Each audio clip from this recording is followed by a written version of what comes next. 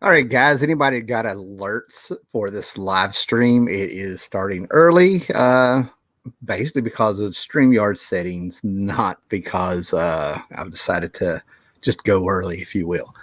But anyway, here we are on a Sunday, July 25th, 8:05 p.m. And, it's about to rain outside. It's a thunderstorm. So on those rainy Sundays where as a kid, I would get a stack of books and then climb on a bed, listen to the rain through my window, and read comic books. That's how it feels, right?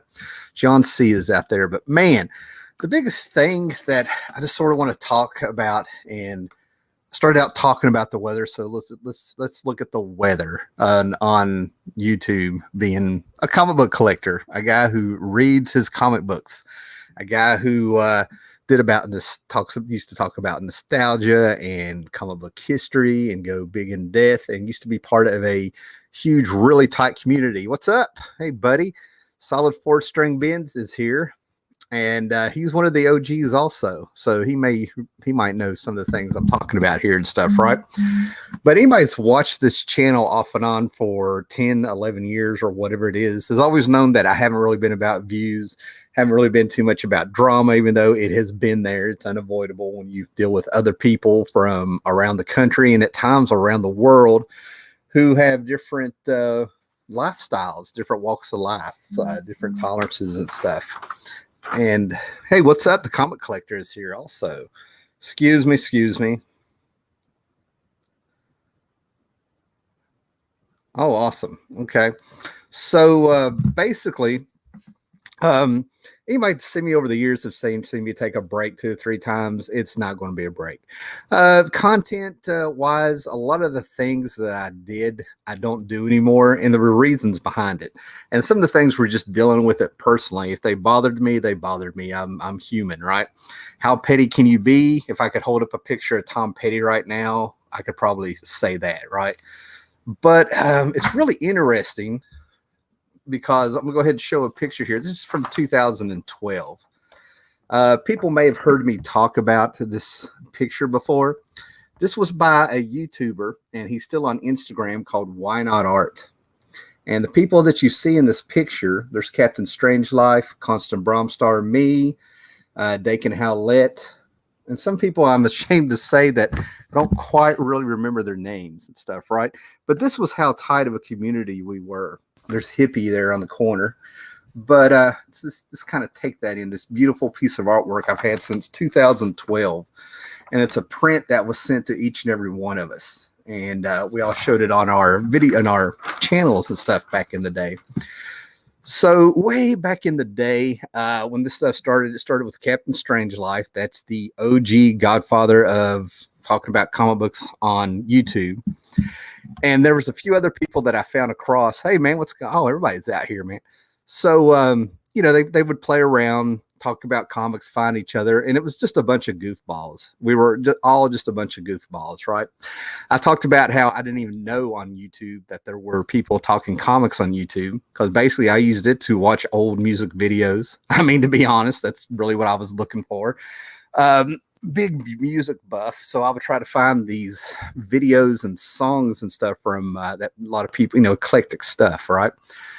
And then one day that I had moved in with someone, the comic book boxes were going to go into this huge closet, and I numbered the boxes, and I was making one video per box, okay? And they're up there. The videos are still there.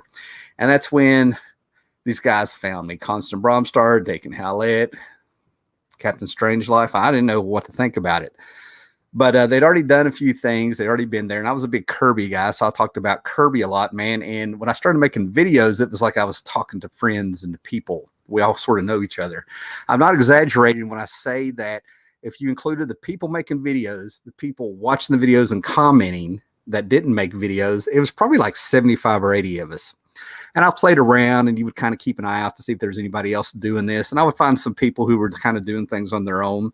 And there was a guy who was a big YouTuber, and it may have been one of the first times I may have been a little petty, you know what I mean? But it just sort of cracked me up, because he did a video where he was really trying to impress his viewers. And he's like, look at all these comics I have.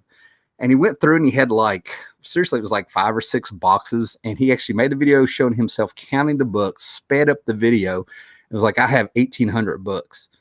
And it was one of those things where you were embarrassed for him because of everybody that was in the community. We were guys that started collecting comics in the 60s, 70s, and 80s and were dedicated.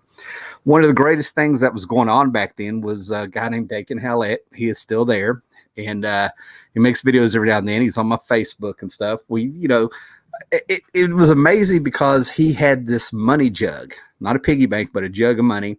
And we watched him and cheered him on because he was such a huge Wolverine fan that we watched him put money into this jug over several months, saw him have to take money out because of life, put it back in until he got his Hulk 181, the first appearance of Wolverine. That was what the community was really about back then. It was small. It was good.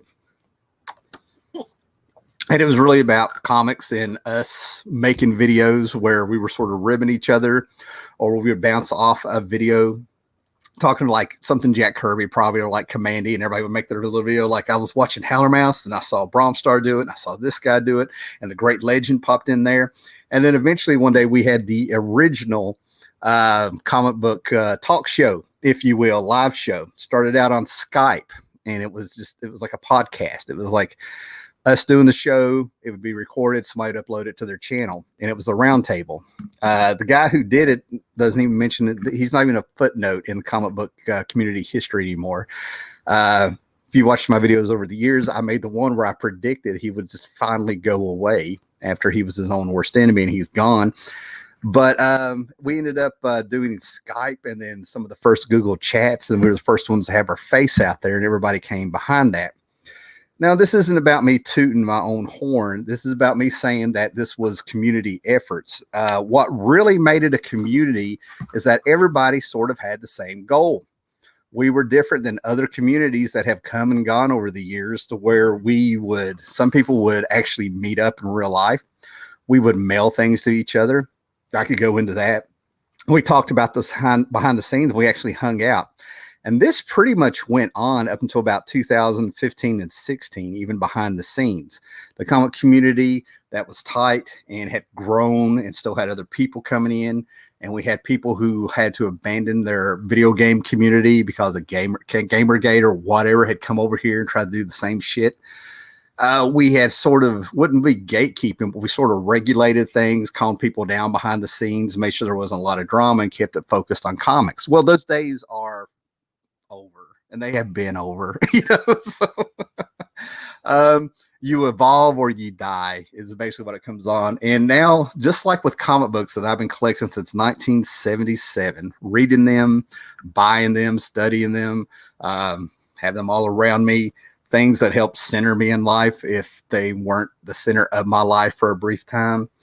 You go through stages of collecting, and there's times you look around and you're like, what have I done? And you're sick of looking at this. And then there's times where you ended up like, it's sort of like you grow and be an old man. You get older, maybe wiser, and all of a sudden you kind of go back and you start collecting books that you never thought you would have back in the day when they came out. New Universe, anybody, things like that, books you never would have checked out. So there's a difference between comic book collecting and talking about modern comics, DC, Marvel, and stuff. One's a hobby and one's the business side of it, and getting into the people that make these books and things. Some of my last successful videos were completely like John Byrne, which is ironic. John Byrne Superman books. I did the Superman action. I did the Superman, John Byrne Superman title itself. And the book that made my video pop back in the day outside of the community a little bit and found people was John Byrne She-Hulk and stuff, right? Take a break here. Solid 4-string Benz has been around forever. He was part of that stuff. I remember those days. The first guy I ever saw was Hans. That's Captain Strange Life. And I discovered me, Howler Mouse, Scott, Hippie, Damien, and a host of others. Yeah, and that's what I mean. We all knew who these people were, and a lot of them still around. Jean Paul Peter was the first I remember from the Nose Feast. Yeah. But there's people that are forgotten about, like Cacti 88, CTC Spirit, who to me captured exactly what this was about. 123 Comic Man. Their channels may still be up. CTC Spirit is the one I would definitely check out of all of them. He never showed his face, but it was exactly the spirit of what this comic book community was. And the difference was what made it a community was, we say, like-minded and a lot of things like that. We set the platform for what is on YouTube now for any comic book channel that's out there, be it talking about Comics Gate, SJWs, Twitter reports, people who buy bad comic books so they can roast them. And that's some of the things. I made a video, I don't know, a year or two ago about the current state of comics breaking my heart. I have whined and moaned and grieved about how things have changed, and they weren't for the better. I think that's really something we can agree on. It really wasn't for the better. But what kind of saved me to keep doing this hobby is offline, real life, seeing things with my own eyes. Draw a 3 to 5 hour circle around the center of where I'm at. And these are the places that I've seen. Work has me going to Northern Virginia, trips to North Carolina, Tennessee, Alabama, up in West Virginia, parts of Kentucky, and I'm in a couple times in Florida, believe it or not. I never really stopped in Georgia to look around and see what the scene was. But you go to these comic book conventions, and it's so cool to have things that I predicted come true. And it wasn't from being some kind of savant on this stuff. It's from being in the hobby for so long and knowing the people and meeting the people who are into comics, knowing where there's a passion. And there's been, and you see the cycles come and go, right? Back issues are on fire right now, be it for TV shows and movies through Marvel, be it for people who are doing sort of what I'm doing. You're taking that budget, that money, that addiction that you could have of wanting to buy comics, all the time, once a month, twice a month, whatever it is, eBay, things like that. And that's what's on fire right now with my own eyes that I've seen. One of the things like made me chuckle that I buy, to give you an example, is I put this on Instagram, is that I remember when this book was on fire, right? No joke. 1987, this thing was on fire. Okay. I mean, people were paying big bucks for it. And here it is, something like 34 years later, and I find it for $1 and had to get it. The first appearance, Captain America 328. With people trying to get the first appearance of Flag Smasher and Sister Sin, that's come and gone and everybody's already forgot about, but they were on fire not too long ago. Was the first appearance of Demolition Man, D-Man, because he was a Daredevil fan and a Universal Federation wrestler who hung out with Captain America to help him out on a case. This was his wrestling outfit. A throwback to the Daredevil costume that was around his first 5-6 issues back in the day before Wally Wood came in and redesigned it. Was that who did it? Yeah, I believe so. Shooting from the wrist. So people aren't interested in that stuff anymore, at least online and on YouTube. I have to remember that the hobby does not begin and end on YouTube, and that's not slamming YouTube. Okay. Oh, what we got here? Oh, now we have this person right here. Okay. He is popping up here. And one of the things that I have seen, I still have old hauls up that Howler Mouse left comments on. Absolutely. He remembers Comic Spirit. I remember the early 90s ElfQuest was really hot. Now they're in $1 to $2, dollar boxes and stuff, right? Yeah.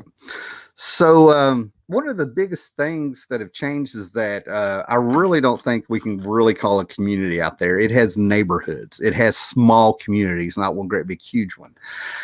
Charleston 66 has a circle of friends that they send RAOKs to. He's not the only one. I mean, they're out there and stuff, but the stuff is very separated.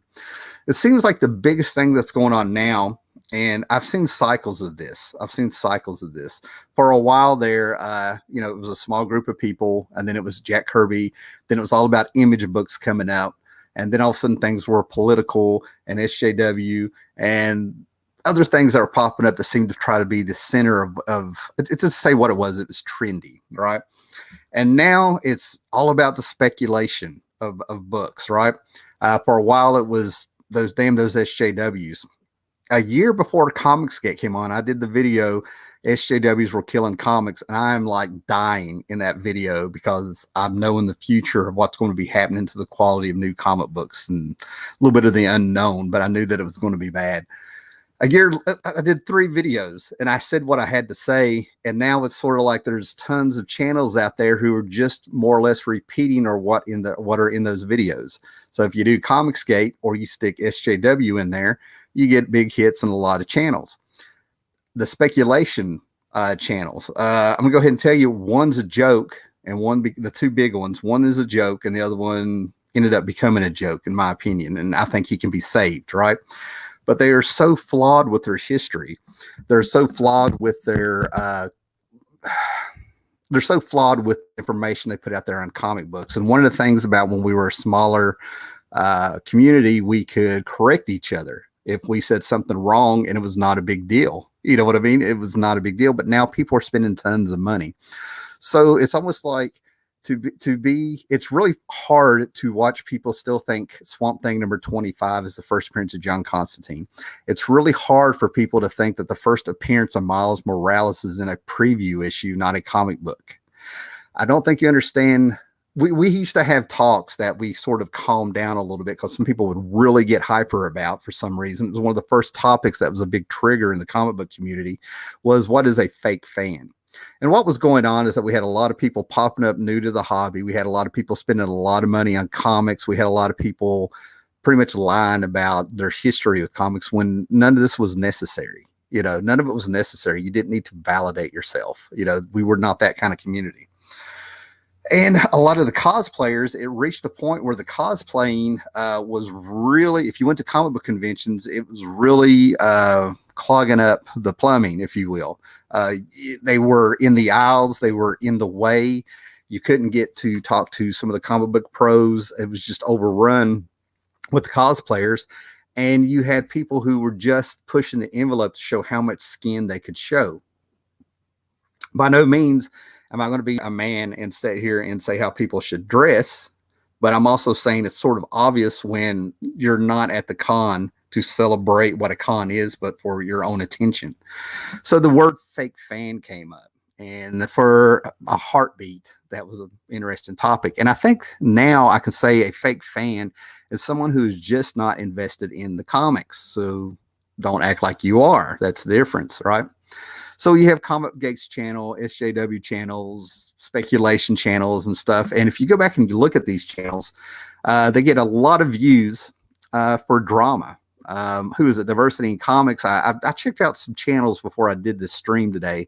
We're starting around 6 o'clock, and it seems like it's Twitter reports on bad behavior of comic pros and problems with the industry and stuff like that. Ethan Van Sciver, Comic Pro Secrets, he had a very interesting stream where he had Bill Tucci, Graham Nolan, and a few other comic pros. They're the people I would listen to about what is wrong or what it was like in the industry when it comes to money and things, right? Doing Twitter reports to me just seems ridiculous. To me, Twitter is the place where you go to act like you're in middle school or high school.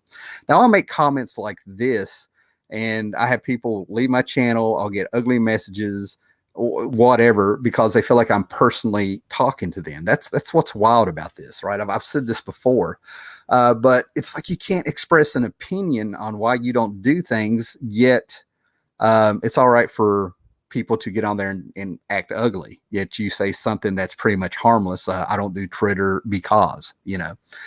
Now, where's all this going with and stuff like? Well, all this is going with is that over the years, I would sort of say, like, I'm taking a break. I'm doing this. I'm doing that. I work. My wife works. And obviously, I don't put as much time in YouTube as I have. Over the years, I still have a handful of people who have actually been here from the beginning that pop up that watch my videos. Over the years, my content has changed. And I totally say I experimented, and some things sucked and some things were pretty cool and some things I liked. You know what I mean? Tylox the Mighty is here. All right. I've seen people leave and I've seen people come back. But the real life things, the real life behind the scene things where I've met people in person or we've talked in Messenger or We just sort of maybe had a private chat and stuff over the years, and it's accumulated since about 2016. As there are people who have just sort of abandoned comic books online, be it for YouTube, Bleeding Cool, CBR, just everything, anything that has to do with online. They've gotten away from it. They've joined groups on Facebook. They found other places to go to do that. But in real life, they've gotten away from this stuff. It's just really amazing to me that there are channels out there, and it works for them. This isn't a slam. Like I said, I'm reporting the weather. It's raining. I'm just telling you it's raining. I didn't make it rain. But it blows my mind how people who have no comic book collection to show, nothing like that, but they'll get on here and they will go out and they will buy bad comics, or they will get on Comixology or whatever is out there, and they will just blast how bad comic books are, trying to get it out there like that's going to change anything. And there's a huge viewers for these people. Cool. It works for them. If I had the huge views and it was working, would I be tempted to do that? Probably not. Just to be honest with you, I've had, like I said, I did my 3 videos back in 2016-ish, and I said what I had to say. And it stays fresh in my mind because those videos still get views, and I still get people commenting on them every now and then. I have been told people like preach. I have been told that was prophetic, and I've had people sit there and tell me you're the king of rants. Wow, 30 minutes in a video. I'm amazed that there's a 30-minute video out there talking about this stuff, right? But basically, I've tried different things. I've done different things, and I've always felt the need to at least let my audience know that are out there. There are people that have been there. But what's interesting is that I have sort of always had an older audience where I collected comics in the 70s and read them since I was 4 years old. A lot of my audience that I've talked to over the years have just kind of gone out because they can't watch another haul video. They can't watch another review video. They've just sort of aged out and moving on to other things. That's cool. And I felt cool that I had a rapport with them where I'm honest in my videos. Hopefully came off like that they felt the need to tell me that. I thought that was cool. Then I've done videos where they just suck or half-hearted, and I've learned from YouTube, don't ever do anything that you don't feel 100% good about. You know what I mean? Like, oh God, this feels like work, I'm not going to do it. And a lot of other things that's going on out there, right? So I want to keep doing YouTube, obviously. I mean, but the content may change on here. It still might be comic book related. It might be art related. But I just want to make clear that I'm doing this because I enjoy doing this, and I'll do this when I have time. One of the biggest things that's been going on this channel for the last year and probably over a year, and I've been perfectly fine with, and actually I look forward to when I can do it, are the Friday nights. Sadly, the Friday nights, sometimes work interferes with it. But is the Cavern of Chaos show, right? Jared Osborne worked in the Marvel bullpen in the 90s, lifetime collector as far as I'm concerned. Great stories. He's one of the guys that buys new comic books, but it's indie books. Scott Connor, who's out here, Paulo Costa. I really look forward to that time. When you work pretty much all the time, I'm a social worker. And as the month goes through, it gets hairier and hairier, and you get all your documentation done, and you get all these fires put out in people's lives. And then the first of the month hits and it starts all over. You're a little tired. And you don't really keep track of what's going on online as much as you should if you're really going to be one of these YouTubers and stuff, right? But from being distanced from it, it's why I feel like I have a really fresh approach and fresh eyes to seeing what's kind of big and what's going on with other YouTube channels and stuff. I feel really bad for the people that are spending lots of money to make YouTube videos and they don't seem to be going anywhere. Again, I could name names, but they have a dream and they are evolving and have an evolution. I wish them the best, but you can't help but look at that and be like, oh man, have I gone full circle? And is this me? You know what I mean? You can't help. I mentioned how I can say things about Twitter and some people take it personally, but I watch other YouTubers and think, oh man, am I the dinosaur that's gone on too long? Am I Kiss? And then I realize nobody gives a shit. I'm like, you're worried about things that nobody else are worried about every now and then. So I have people who have stuck around for 10 years. I have people who come and go and pop in. I've had people who told me why they leave. And I've had people who have kept the hobby going. They get away from YouTube, they get away from the online stuff, they go to the conventions, they go to the flea market, they go to eBay, they go wherever you can get comics and stuff, but they're not buying the new stuff. They have walked away. And they were smarter than a lot of people. Some of these people, 2015, 16, they were pretty much done. They'd had enough. And now a lot of channels feel like they have an inside source, an inside scoop on what's going on behind the scenes. When Twitter is nothing but a place to get attention. People, you never know if they're telling the truth or if they're trying to get attention, or if this is marketing, or if this is some kind of psychology to get attention. And then you got weirdos like, I'm going to go ahead and say Dan Slott, where it seems like it comes off like they're on there so much. Is this the only source of socialization they have? Basically, what the hell does this got to do with the hobby? You know what I mean? I see things like that. It makes me want to buy the people's books. Whatever's going on in their lives is none of my business. The work speaks for itself. That's my personal opinion. There's I love the comic book history. I love the stuff behind the scenes that has to do with the story. I've heard about the fights with John Byrne and Chris Claremont. And the thing about it is when you just see the name in the comic book and the work and things like that, it all stands on its own. And it's all entertainment. You don't really see these people as human beings. All right. Now, I've gone to comic book conventions over the years, as many people have, other people have. And I talked about on the Scott should still be here.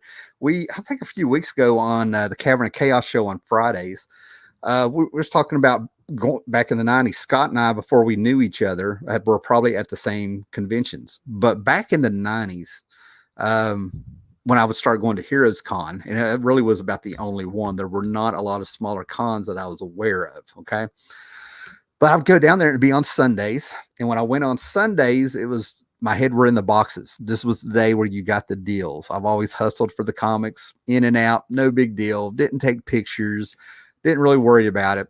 And then things started changing around the year 2000. I realized that a lot of these comic book creators were getting older. And if I was going to meet him, now's the time to do it. It did probably about 7-8 years ago. I finally was like, go ahead and let him start signing your books. I'm one of the few people that figures a signature on a comic book is vandalism. Yet now I have 2 short boxes full. And it was so fantastic. George Perez was the one that turned me around and met him, right? So people who I read their comic books when I was a child, I got to meet, and it felt like it was full circle, which was just in time, because after I started letting them do my comic books, all the political stuff happened. All the whatever happened at Marvel has happened. All the books and quality started declining. And I've always sort of kind of talked about in context what caused all that. I was sort of like, it's legalities with Superman, Superboy, things that happened that people know, but they didn't feel like I didn't find any that really cared when I would talk about these things. How like it's a rebranding, they're derivative of other characters. You see, I can go on and on and on. And it felt like as I would talk about these things and have my opinions on them, and some of the opinions I felt like were being proven right with what was going on and how this led to it, it didn't matter because there was no drama to it. This wasn't a Twitter fight. This wasn't a cultural war fight. And then the biggest thing happened in real life, again, after seeing people doing their hobby in real life and staying away from online stuff, which is why I know that the hobby will probably outlive anything that's going on now that's considered trendy. I lost my train of thought. So let me get a drink of water here, man. But, I apologize. I really have no idea what my last sentence was. I got blinded over here for a minute. Let me see what's going on here. That was fast here. I post videos for the archive of it, and also I don't have anyone to share my love of comics with, so reading the comments and responding to them brings me joy. I never expect to be a big channel. Yeah. I mean, yeah, that's what I mean. It's the love and joy of it. What if you get a Vandal Savage book signed? Is it Vandalism Savage? It is. It is. So anyway, what I think I might have been saying is that it was sort of cool to finally get to see and open myself up to meet these people who did the comic books when I was a child, right before the comic book industry, whatever, went downhill. And I'm sitting here talking about things that nobody cares about because there's not a lot of drama to it. That's my whole point. It seems like if you want things, it's drama. I personally can't get it through my head reading books you do not enjoy, even though you get an audience who is, there's more of an audience watching YouTube videos than are actually buying comics. And I think that in itself, when you slow down and think about it, says a whole lot about comic book YouTube. Okay, you know what I mean? There are more people watching this stuff. They're more into the culture war. They're more into the drama and things like that. And sadly, I'm not that dramatic. I can have my moments. Don't get me wrong. You know, I can throw a fit. Like I can cause a scene sometimes and stuff like that. But I don't know. I'm also got this thing where, like, when we're looking at each other through this camera, I've invited you into my home and I'm playing host sometimes, right? So basically, there's just a lot of things. Now, some of this stuff comes from like a video I posted today. It also comes from like my Planetary reviews. I have people asking me to finish each issue of Planetary, and bless their hearts, every person who asked me at least watches the video. All 43 of them. You know, so, you know, I did a video today that I thought was just, you know, really cool and really fantastic. But it's like what I want to hear. It's like if I was having a discussion with somebody about comic books and you read your comic books, this is the video that I would like bring up to talk about. It was about We Three, Watership Down. Richard Adams, this author and stuff, right? Grant Morrison, how We Three is secretly a part of the Weapon X program with Marvel. It could be that because Grant Morrison writes things to where all his books connect. You can go back to his Justice League Rock of Ages story and go all the way 15, 16 years later, whatever it was, to Final Crisis, you know, and they all connect and things like that. His 1 million book ties into like maybe All-Star Superman. Who knows? You know, his 1 million crossover from the 90s and stuff, right? These are the things I love to talk about. And no, I'm not expecting people to like swarm here and be like, are you Comics Explained? No, this isn't story time. This isn't where I just read the comic for you and give you pictures across the screen, man. I like to have the conversations like we have on Cavern of Chaos and how I used to see other channels do it, where you would kind of see a big picture of books, or you remember this, or you know, I would bring up a comic that reminds you of this comic, or this dude did it first, or Harlan Ellison was a comic book fan and here's where he was in a page, George R.R. Martin, how it all ties together. You know, that's the stuff that I'm hungry for, and that's the stuff that I can put out. You know what I mean? Because it's there. So there's not a lot of interest out there. The people, we're all still out there. There's people still out there, but it's time to evolve, or I'm just going to reach a point where I'm just sort of tired of YouTube. You know what I mean? So, and I really don't want to quit. So yeah, I'm just going to kind of put out there. Here's the thing. Here's what I'm talking about. Okay. You see this book? This is Howard the Duck. This is issue number 16. Steve Gerber and a host of great artists from the 70s at Marvel, right? And this is from 1977. Now, here's what's going on with this book and all the things that came out of it. This is the kind of videos I would like to see and hear people discuss and talk about, right? Steve Gerber couldn't meet a deadline. He had been working on the Kiss Super Marvel Special magazine. That would be Kiss. He was working on it, producing it, doing everything he could, keeping this going. He was traveling for work or cons or something. And he did a big cliffhanger with Dr. Bong at number 15, but he couldn't make the deadline. So he gets out here and he does an essay, and they bring in Al Weiss, John Buscema, Bob Wojciech, Ed Hannigan, and a whole bunch of people. And they each do 2-page spreads that go along with his story. All right. Now, this has a letter page in it. You know, we have things like this. Okay. So in the state of comics today, even a book that has a deadline that was missed due to a deadline, and they still did not want to do a reprint of a comic, so they still want to give us new material, they were able to get together and come up with a way to still have a brand new issue of Howard the Duck in there and kind of laugh at themselves. And then you get into the letter pages in this, and there were people in there. It was like, thank you for bringing Kiss into Howard the Duck in issue 12 or 13 or whatever they're saying in here. Then there's people saying, I will never buy another Marvel comic because you brought Kiss into another comic book. There's a lot that came out of this comic book. Then there was a Vertigo book that came out of this comic book because people were Steve Gerber fans and they knew what they were talking about. And the book was about Nevada. And Nevada is basically a story where the two main characters is an ostrich and a showgirl, a Vegas showgirl. This was a throwaway line and joke in Howard the Duck, number 17. And fans who read the comics and clamored and stuff made this book happen at Vertigo in the 90s. That's the stuff I like talking about. Not the SJW stuff, not the wars, not the Twitter, the culture war and stuff like that. And not the stuff that if I have done this over the years. I think I remember a train of thought. I have tried before when people have found out that I had a YouTube channel or I had mentioned it to somebody like I work with or something.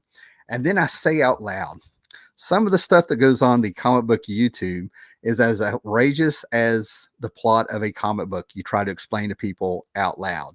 Okay, honestly, right? So I have told them, like, here's what's going on YouTube Twitter.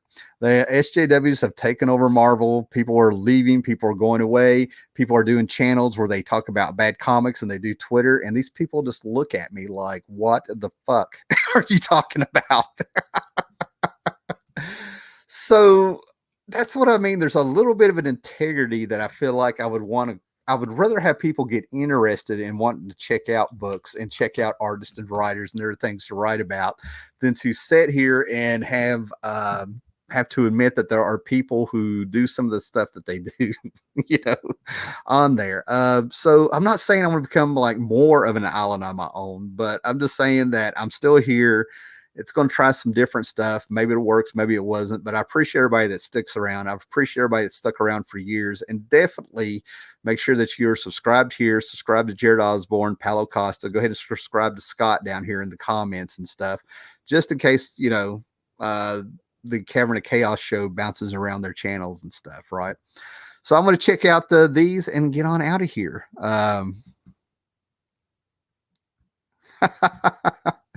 Sure, guilt trip because we haven't watched that video yet. You may think the video is garbage. It's okay, man. You know what I mean? Yeah. Mystery box videos are the big thing right now. That brings in the views. See, I'm not going to pay good money to impress people on YouTube, just to be part of that trend. That's fine. We3 is awesome. Solid 4-string Benz has read it. Crude quote and loved your videos on Supreme. I appreciate it, man. I love talking about Alan Moore. Tats Comics is on here. What's up, brother? Satan's Sodomy Baby is another book. And you know what? I am going to keep on keeping on. All right. And I want to say one more thing. And there's been 4 people that popped out, probably because I said I was about to go, but I'm going to go ahead and make another prediction. I've predicted quite a few things, right? Back in the day, I think the only thing that ring my bell is that I'm the guy that came up with the term Grail comic, at least in the YouTube community, right? That came on. So people would get Grail books and then they would do slabbing the books, right? So I think the biggest thing that's going to happen in the future, now that the people love getting their comics graded and slabbed and selling them for big bucks and stuff, is I think somewhere along the line, and this happened before, but I think now that there's money in it, I'm really predicting that there's going to be counterfeit slabbed books, So I'm doing this as like a benchmark in the history of these videos and stuff for me to come back and say, I said it now. I think there's going to be a lot of problems with people getting rid of slab books in the future. It could be 5 years from now, 5 months from now, 50 years from now, whatever. But I think there's going to be some counterfeiting going on sooner or later that people are eventually going to catch on if it's not already going on now. So there you go. I'm going to leave the video there with my prediction. Thanks for everybody that's popped in. And later, guys, be excellent to each other. Read some comic books.